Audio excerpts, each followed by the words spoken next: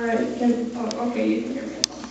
Alright, so I'm Shelby, and I'm going to talk to you guys about what it means to go from being successful to being significant, okay? So, success. If you look success up in the dictionary, it's defined as the achievement of one's goals. So for example, we all get to sit up here today in these fancy nightgowns because we're achieving a goal. We graduated high school. But I think success is a little bit different for everybody. I asked some people I knew what it meant to them. Somebody told me it was getting what you want. Somebody told me it was being really good at whatever it was you did. A lot of people told me happiness. This one's my favorite. This one guy told me success for him would be to have his children grow up and not be burdens upon society. So I want you to think of your version of success, whatever that is. Now, significance.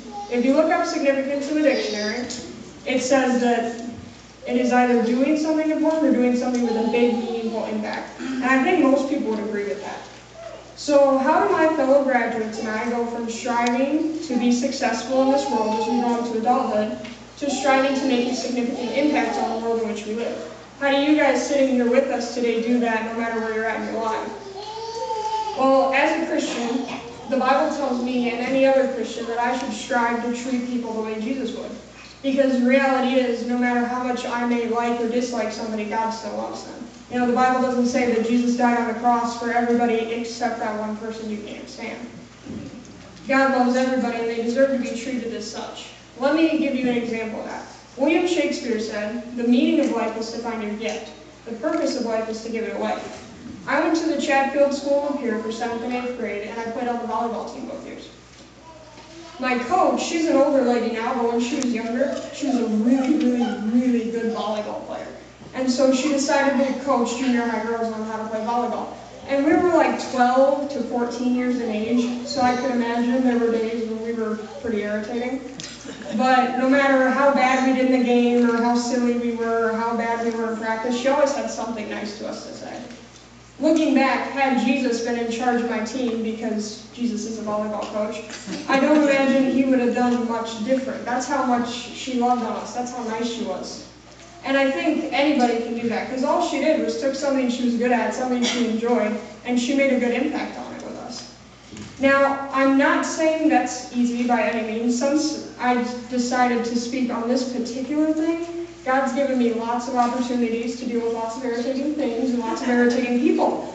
It's been a serious test of my patience. But if you're a Christian, you probably want other people to be a Christian with you, so they can understand God's love and they can go to heaven and be happy and safe when they die. And in order to do that, you're probably going to have to witness to somebody along the way. Now think about it. Would you want to hear about religion from somebody you thought was mean, or somebody that didn't live out the principles that their religion talked about? I wouldn't want to. Jesus was brave. Jesus was kind. Jesus was compassionate. Jesus was selfless. If we don't let those characteristics show through us, nobody's going to listen to anything we have to say about Jesus or God or anything. You can regurgitate facts from the Bible all day long to somebody, but if you're not acting like what you're talking about, it doesn't even matter. So, in other words, success is probably the easy part. I know lots of people that have a car, a job, a family, they're happy, but how many of those people take that success in their life and turn it into something they can use for the greater good? I'm going to challenge not only my fellow graduates and I, but everybody sitting here with us, to not live for you and whatever your version of success is, but to make a significant impact on the people around you. Be kind. Be people's friend. Really listen to what they have to say. Actually listen to what they have to say. Because when you do that, they just might listen back when you tell them the story of God's unfailing love through a man named Jesus Christ. And if that's not significant, then I couldn't tell you what it is. Thank you.